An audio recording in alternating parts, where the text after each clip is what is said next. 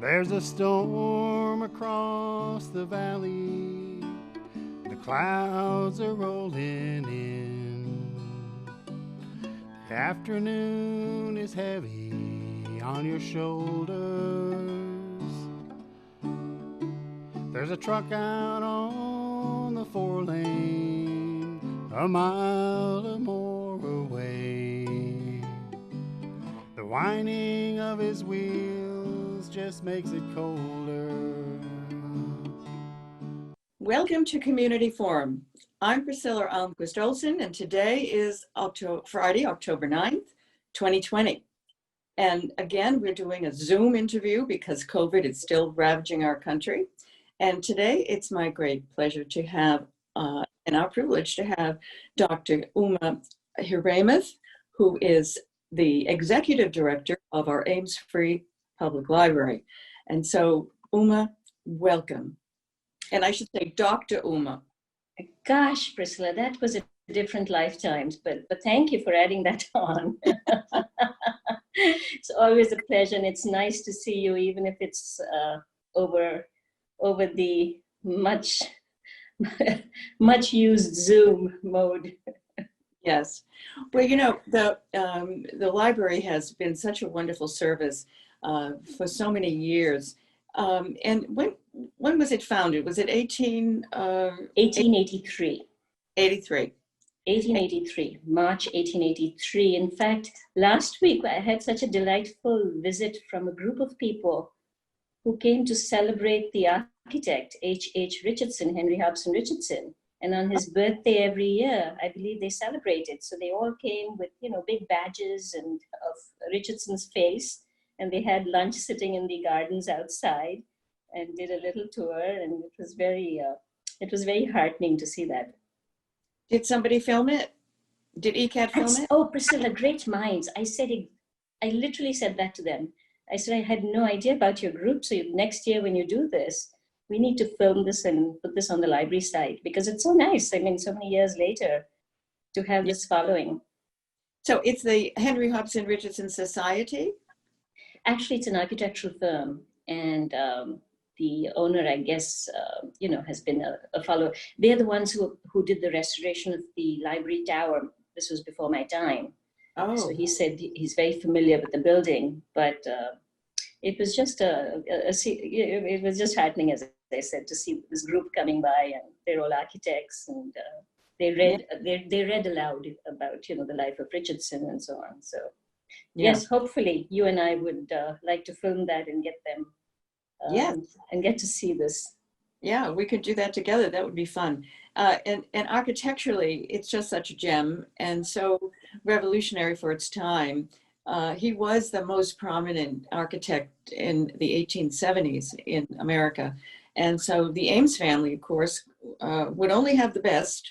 And so we now have 5 of his buildings in Easton, more than anywhere else in the entire world. And people come from all over the world to view these architectural masterpieces. And Harvard and MIT architectural students do come every year to also study the architecture of Henry Hopson Richardson. So you are so fortunate to be in that beautiful building. I say that every day, Priscilla. I mean, sometimes I'm deep at work and I look up and I've said this. I just smile, it's right. You just feel larger than yourself in a building like this. And, the building is grand, of course. There's this wonderful warm granite and just the look of it. But what made me fall in love with Richardson were the quieter moments where you look at just the tiny little details that he adds on. I mean, he was a big guy. He was over 6 feet and he was wide.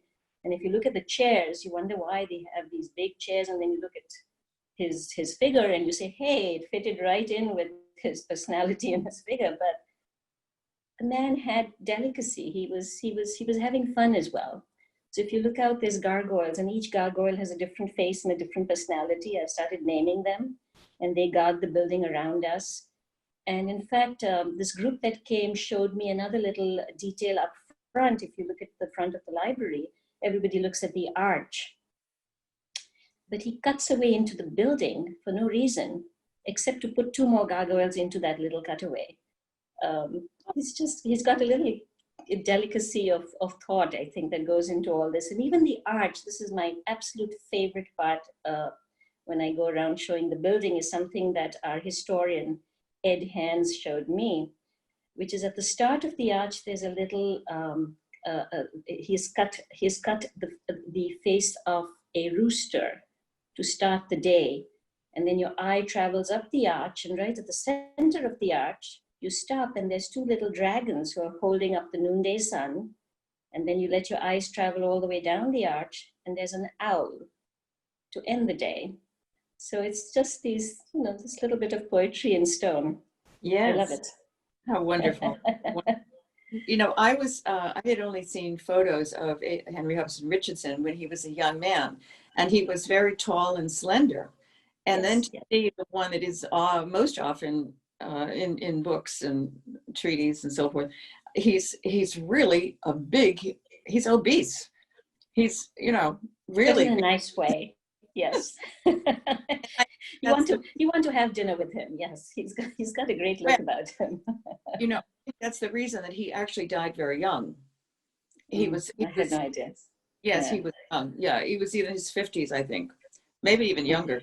I don't know. But he got a lot accomplished in that time. Trinity Church in Boston is probably the most well-known of his buildings. Well, anyway, speaking of buildings, your building has been locked up tight from March on, since the COVID virus plagued Easton and the country. And now we're at a point in Massachusetts where certain towns have got such a good record that things are opening up a little bit. Will you tell us what's now available at the Ames Free Library? Absolutely, Priscilla. And I'll just rewind a little bit to your first sentence on how we had a lockdown and close down. On the one hand, yes, the physical building did close down, but this hardworking staff, they just take my breath away, because they just went 100% into creating our online 24/7 library for everybody. So it was in three areas. One was, of course, the collection. Since people couldn't pick up actual books, the e-collection was expanded greatly. Online databases were added on. So, and the consumption of that went up by 51%, because there was this, you could access it and everybody's sitting home. That was one aspect. The second part was just programming, online programming. Miss Jessica, our children's librarian, over 64 story times. That takes dedication. In the isolation of her house with two young kids, she was able to do this on Zoom and send it over to ECAT, so that kids who had got used to story time at the library. I have the cutest photo of this little kid who was Miss Jessica's follower, sitting in front of his computer and following story time and doing exactly what he did in the physical building. Yeah. And then Miss Alicia came out as a star storyteller, and she has done over 14 fabulous productions that I encourage everybody to try and catch. I, as a full-grown adult, sit and watch those myself, because they're just so delightful. And she's producing one every week for Halloween. My goodness. So check our website and you'll see the s'mores story times for Halloween. And that's Miss Ellie's show. So yes. What's the title of her show? S'mores story time. So if you look at our if you go into our web page, I would encourage everybody to go into our web page, because one of these unintended consequences of the COVID, as has been for everybody, businesses and institutions and individuals, you find that these unexpected pleasures or developments happen that are positive. And our website that Ms. Kate has been organizing is really great to look at. So go into it and check out the story times. You'll see both Miss Jess and Miss Alicia. Check out the daily distractions. Every day a staff member puts up something just to amuse you or to entertain or to inform. So for example, Priscilla, we had talked about this. I love the whole initiative called TED Talks, TED Talks. They're just 15 to 20 minute thought essays that somebody who has has got something interesting to contribute gives this talk. And so I've been posting that every Thursday. Just try one out because it'll get you into that whole TED process. And it makes for great conversation. It makes for great thinking. It makes for great, just delving into different aspects of life. It's great for your brain. Absolutely. It stretches the brain. So I wrote down what I thought was very clever, and that was for each day of the week, there's a highlight. So it's musical Mondays, travel Tuesdays, wild card Wednesdays, TED Talks Thursday, and stress-free Fridays. So maybe you could go over, we'll start with musical Mondays. I would encourage everybody to actually go because they're all different ones. Each staff member has picked up a different aspect that they like. So Lily has picked up musical Mondays. And one of the ways we wanted to feel close to our community, we normally don't put our own faces up on the webpage. But since we were all in quarantine, we said the next best thing is to adopt this topic. And each one provided a photograph to put up there so that people felt that they were communicating to us even though they were not in the building. So just have a look at it. I mean, she has everything from, she had a Hawaiian, I know I've been checking it off and on. She had Steve Martin playing, she had, a Hawaiian music. So she picks up on a different thing. It's very idiosyncratic for each one of us. So check it out because it's just a little appetizer to get your day going. Great. And Travel Tuesdays, I mean, Lorraine ran the travel club at the library for over 5 years and had the most fabulous programs on travel. And Lorraine has been an unexpected star as well, because during her COVID isolation, she decided to become a filmmaker. And she's a naturalist. She's just a wonderful naturalist. And so she's produced a series called Stepping Out, which is some aspect of what's going on outside in nature. And the first one she did was about peepers. So check it out under AFL videos. She learned iMovie on her own, and she's produced it. It takes a long time because it's a lot of effort. And she produces this film about half an hour on something that's going on right outside your window. And it's like watching a National Geographic within your own little library. So I would highly recommend it. So as I said, the web page has really got a lot of riches to it right now. It's got really dense. So if you're sitting at home, just stroll through it and see what's going on. And apart from the collection and the website, the third aspect we focused on was programming, online programming. Just as you're doing right now, Priscilla, Marion took on a series called the Masterclasses. She tries to arrange 2 to 3 every month. So yesterday, I think some people did catch it. You've met Grace Talusan, our very own writer from Easton, Grace Talusan. Talusan.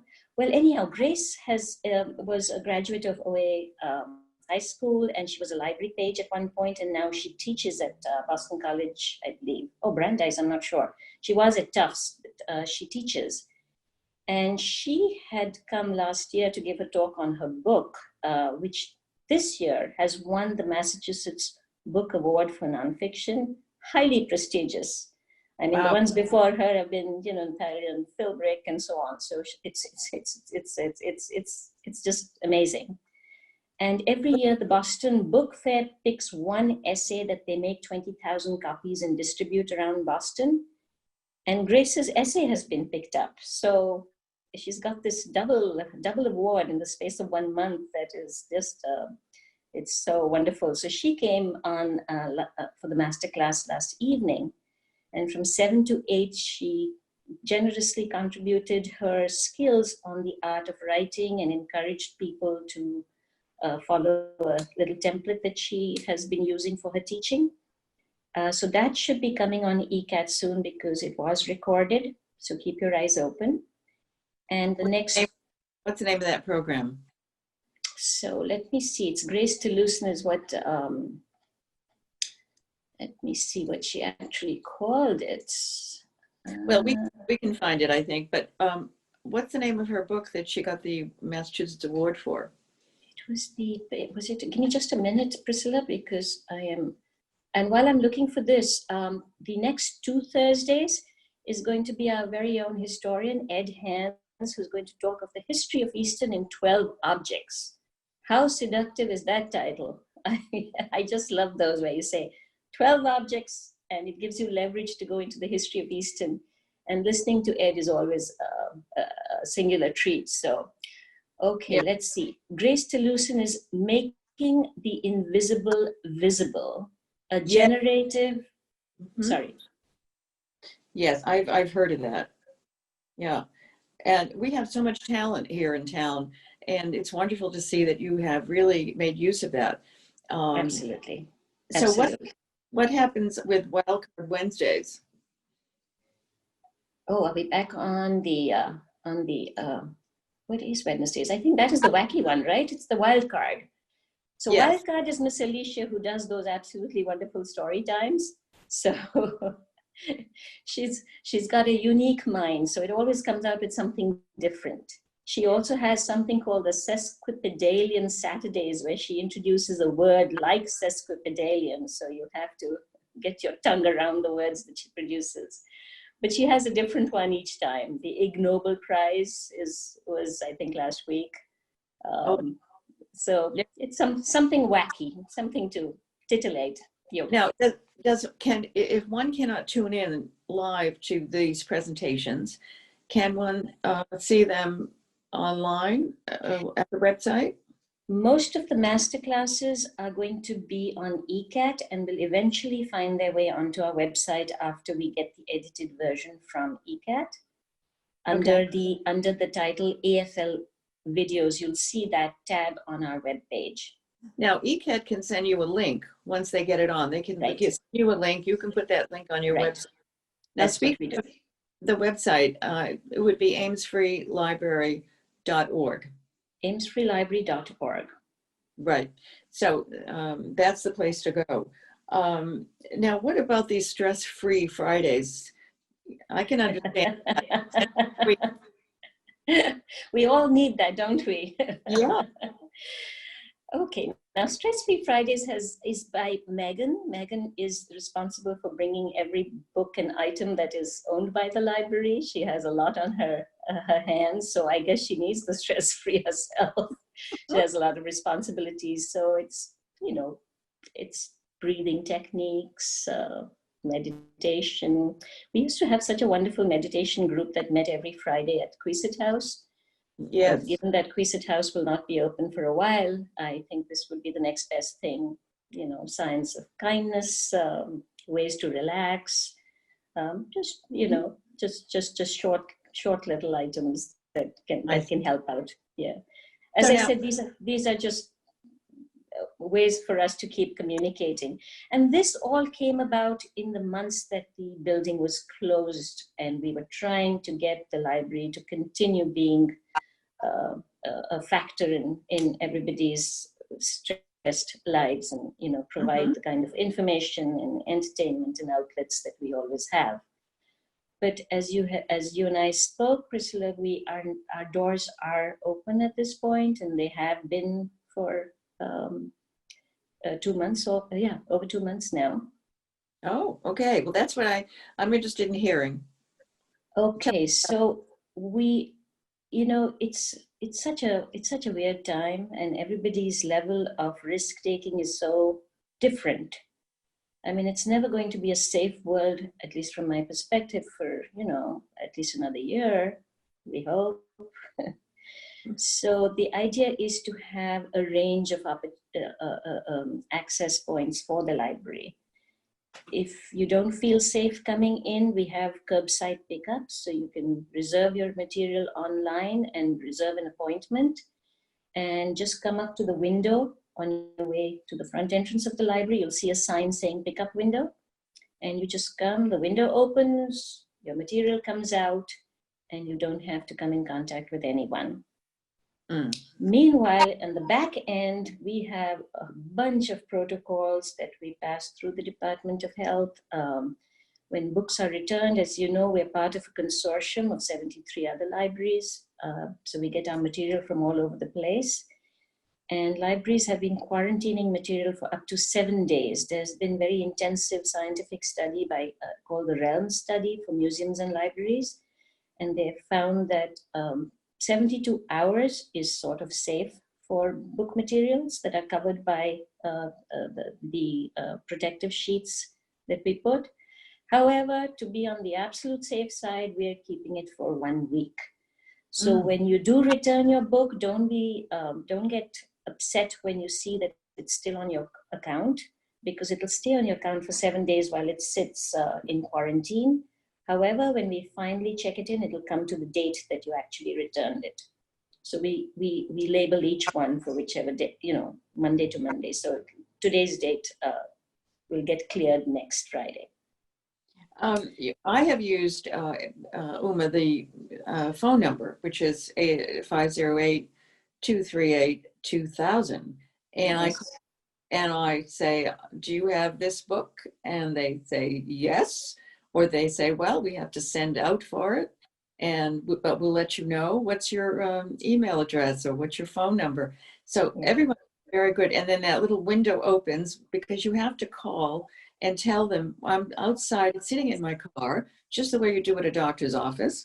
And then they'll tell you when you can come in. Come up to the window. And the little window opens and that book comes through. And I love the drop off because it's so simple. It's just, you just pull down the lever and you just put your book inside and off it goes. Well, thank you for bringing that up, Priscilla, because really, yes, we don't accept any books by hand. So everybody, please, exactly what Priscilla said. It's a very nifty little drop box. Open it and pop it in. Yeah. I understand that you're only allowed to have 10 people in the library at one time. Is that right? At this point of time, we're allowed more, but we're being very safe. So there's only one staff member in each room and a total of 10 people. So 2 people can go into, or a family can go into each place and browse for up to 15 minutes. The idea is not to build up the viral content in the air that you're breathing inside. We've also put in new filters, MERV filters, so the air quality is better. It's getting cold, but we try and pop windows from time to time to let in fresh air. All of us have, for example, this is the best thing we did, Priscilla. We all got these pens that are on lanyards so that we don't have to share pens. We all got our own keyboards and mice with our names on it. So wherever we are, we carry our own keyboards and mice so that there's no sharing of implements. So we're being very cautious in the way we move forward. However, there is a real need in these times for people who want to apply for jobs and so on. So the first thing we did was open up for computer use that you can use for up to an hour in the building once a day. And that we've had, I was just checking out the statistics since I knew I was going to speak with you. We've had last month a little over 150 computer appointments that people have come to use. We've had 70 to 100 Wi-Fi users. That was the interesting part. Even when the building was closed, you would see the parking lot full because people could use the library's Wi-Fi and sit in their cars and work. So it was another unintended consequence that we found out.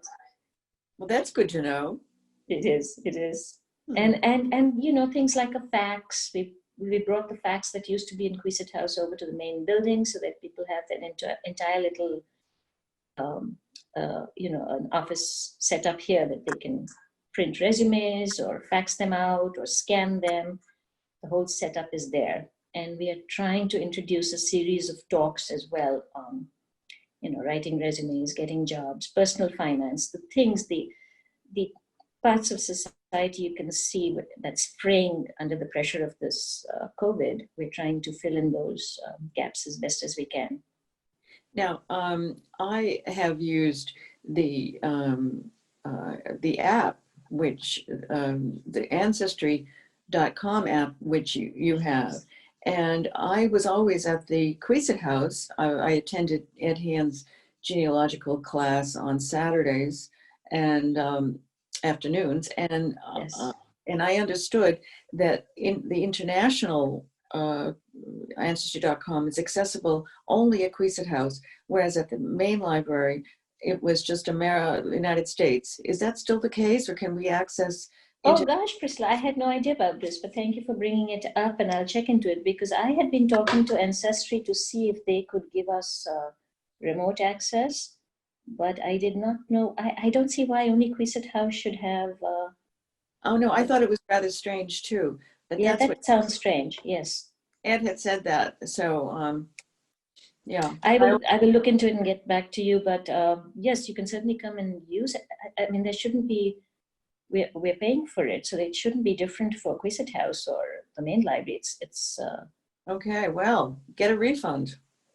well, no, I'll look into that, and I mean, Yeah. we have it, so do But come with in. the night, I have brought my own laptop with me, and so you can then log into the library as a guest, and then use the Ancestry, because it's very expensive to Yes. sign up for that every month. So that's a wonderful asset Yes. that I've taken advantage of. Yeah. Great, wonderful, yes. And there's a whole bunch of databases. In fact, as I said, we added on some because we had this very vibrant craft community that would meet at Queesit House, and it breaks my heart that they're not able to come in. Of course, the quilters are still making quilts in their houses. So Kathy, who facilitates this group, came and picked up supplies and dropped it off in people's homes, and they're still making baby quilts for the NICU units. Oh, So they're wow. going strong. But what we did add on was a crafts database called Creative Bug. Check it out, Priscilla. It's a lot of fun. I don't have a craft bone in my body, and I got inspired to try something that was disastrous. Anyhow, it was fun. So Great. It's called Creative Bug. It's a new database. So, it's these databases are definitely of great help. But my mind is, again, is leaping here because talking about another a very positive unintended consequence has been a resident, Julie Earn, who used to have English as a second language classes at Queesit House. And she said, no, I want to carry it on because my group is, she had limited it because there was limited space at Queesit. But now that she's gone on Zoom, she said, hey, it's Zoom, I can take any amount. And it has expanded. She's had to get 2 more volunteers to help out. Last month, she had 146 attendees for her English as a second language class. And so these online programs, you never know which one's going to click, but when they click, you've hit a need, and it's very satisfying. Yeah, I was one of Julie Earn's volunteers when she was at Queesit. Yeah, I would come. I was a former English teacher before I became an attorney, and so I really enjoyed. I can do the grammar with my eyes closed, but I enjoyed Thursdays with her because it was conversation. Yes. And so I really enjoy that. I'm good at it, helping people to understand how to express they want to express. And it was fun. And the kids, they're young. One was 15 and was the daughter of another woman who was there from Italy. And then the oldest was in her 60s. And so it's never too late to learn, of course. We all know that. But Julie's very dedicated, and she herself speaks Mandarin and has taught Mandarin I think she's taught Mandarin and also English as a second language. And she was so innovative because she wanted them to have workbooks. So we put aside a little part of our budget just for her school books. And so she ordered a bunch of them, put them in the back of her car, and parked her car at the end of her driveway and told her students to come and pick it up from the back of her car. Oh yeah, great. So they each got their own workbook to start this thing off. So it's been a good program. Yeah. I didn't realize or maybe I forgot, Priscilla. Yes, you were. Yeah. One student had a job in an accounting firm, and he had studied accounting in his country, but he needed to expand his English in order to get a promotion. So it was very interesting. I found out that it was necessary, and he was very dogged in his work, and really wanted to learn. And they all did. They all, for different reasons, of course. Yeah. We have audio tapes that says "Speak English like an American." So we had a British gentleman who had checked that out, saying, "I have to try and learn to speak English like an American." I said, "I need to engrave that on a stone." When I was a student, many years ago, I was a student at the University of Stockholm in Sweden for 1 year. And my cousin, Cully, who's now retired, he was a music journalist for Radio Sweden for many years. But we were born the same year. And he was also at the University of Stockholm at the same time. And he had me read books so that he could study the English, the American accent, because students in Sweden are taught the British accent. Right. And he would record those conversations. So I hope to get back to Sweden next year. I usually go every year to see relatives and friends. But I'm going to ask him to play those old tapes to hear what my voice sounded like when I was 20. Yes, that should be interesting. Yeah. But it's interesting how many Europeans really do want to speak with the American accent. And you know why? Because they see so many American movies. And in Sweden, and in fact, all of Scandinavia, American movies are not dubbed into the local language. They're all in English, and they have subtitles, but they're not dubbed. And that's and in France they are.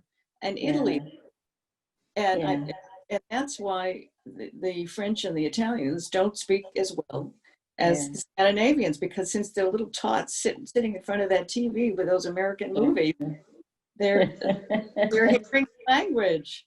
It's interesting, yes. Yeah. Well, anything else that you can share that you want to highlight? Because I know the most important thing about today is the fact that the library is open. 10 people can go in. You can use the computers for an hour. You can browse 15 minutes in each section.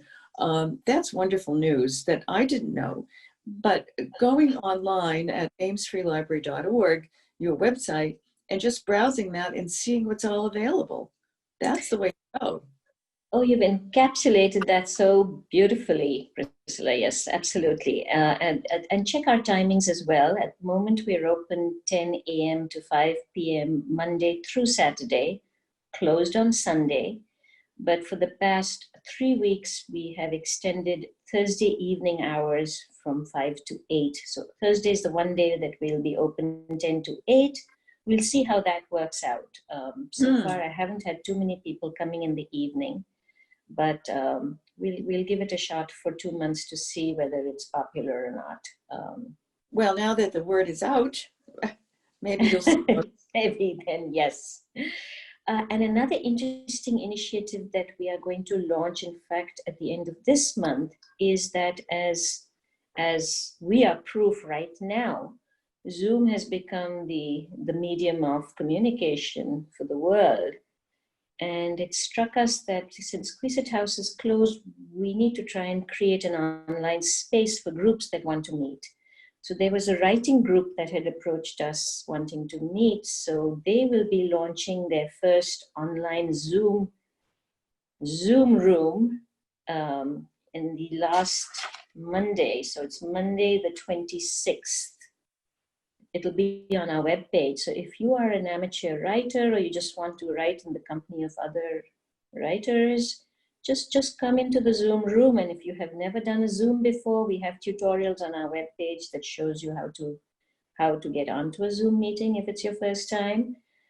And if this goes well, then we'd like to offer our Zoom account, which is a Zoom Pro account, to other groups in the community so that they can use it maybe once a month or twice a month to meet with their groups on an online basis, since the world is continuing to be an unsafe place to meet physically. And it's getting too cold to meet in the garden outside. Oh, Priscilla, the garden, I can't tell you, that was like a library in and of itself. I mean, that has been used by just about everyone for the past 5 months for everything, including me. I got my daughter married in the garden with 6 people, and we've had sweet 16s and prom, the whole photography. I mean, it's just been a happening place. So yeah, it's a beautiful, beautiful garden. it is. And I'm a townie. I grew up here in Easton, and I never knew about that jungle, the jungle of vines that covered the gardens, because I never saw them. Right. It was covered.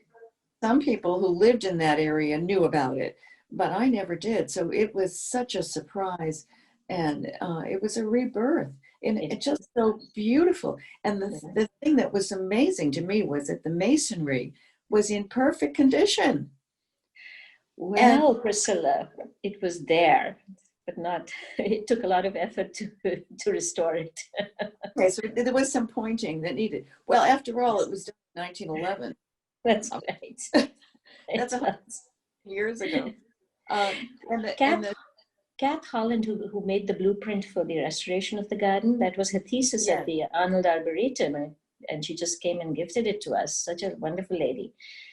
But she had a very apt, I had hoped that would be the naming of the garden. She called it the Secret Garden. Oh, yes, it was a secret all those years. Very good. All the masonry work was done by John Carlson, and he was a neighbor of mine on Seaver Street growing up. I would see him, and his children all were college educated and engineers, and just amazing. He was such a wonderful artist, and he worked for the Ameses. So not for the Shovel Works or anything. He worked for the Ameses personally. And so if you notice some of the stone walls in Easton, they look just like the stone wall at really interesting. And his granddaughter, Geraldine Leonard Wallace, she pointed out to me how that was his signature way of making walls. Whenever you saw that wall, you knew that was her grandfather's work, John Carlson. And isn't that something? So I'm noticing that all over town. Oh, and Priscilla, you must point out the distinctive parts the next time you're here. That would be interesting to know. Yeah, okay. And maybe I'll interview Geraldine and talk about her grandfather, because he contributed so much to the beauty of our town with his stone walls. And I'd be interested to know if he did the arches too, in the gardens. I'll have to ask her. Okay.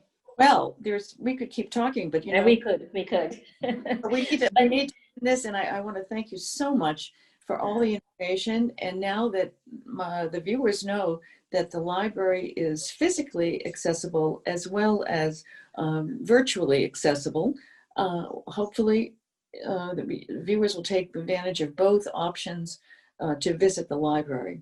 And thank you so much for all of your creative ideas and the imagination that all of your people used in order to pass the message. Yes. Bring these programs. And Priscilla, thank you so much for spreading the word, because we are here for the community. So the more everyone knows, the better it is. So thank you very, very much. You're very welcome. All the best. All right then. Okay, and this is Priscilla Almquist-Olsen for today, and we hope that you enjoyed this program as much as and I did making it. And so until next time, be well, stay safe.